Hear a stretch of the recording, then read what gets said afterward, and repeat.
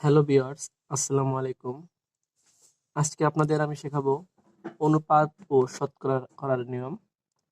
ষষ্ঠ শ্রেণীর দ্বিতীয় অধ্যায় আপনারা এই অঙ্কগুলো পাবেন। তো আমি সরাসরি চলে যাচ্ছি অঙ্ক সমাধানের পথে। তো 25 এবং 35-এর আমরা অনুপাত বের করব। তো অনুপাত বের করার জন্য আমাদের দিতে হবে ইস্টু।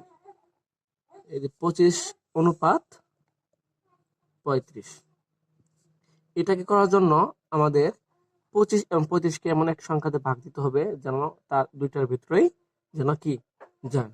তাহলে সেটা হচ্ছে 5 5 5 25 এবং 5 7 35। এই হলো এই আপনাদের অনুপাত নির্ণয়ের পদ্ধতি। তারপর খ আছে আপনার 1 বছর 2 মাস এবং 7 মাস। আমরা জানি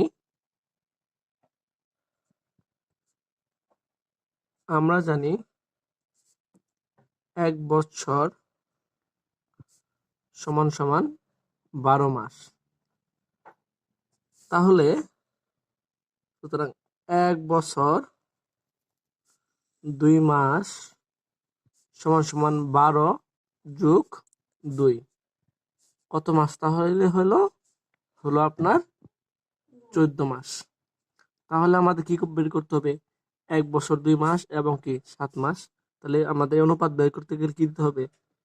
14 অনুপাত 7, যা এটা আরেকটা নাম হচ্ছে অনুপাত, আরেকটা ইংরেজি নাম হচ্ছে ইস্টু।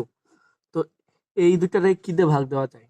যেহেতু এমন একটা সংখ্যাতে ভাগ দিতে হবে যা দুইটার ভিতরে যেন যায়, সেই সংখ্যাটা হচ্ছে আপনার এক জায়গায় আছে 7, 7 তো মৌলিক সংখ্যা, সেখানে 7 অন্য কোনো সংখ্যা দ্বারা ভাগ যাচ্ছে না।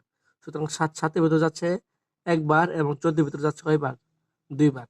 7 অক্ষে 7, 7 দোকানে 14। এ হলো আপনাদের শর্টকাট নিয়ম। আপনারা এই নিয়ম ব্যবহার করে আপনারা অনুপাত নির্ণয় করতে পারেন।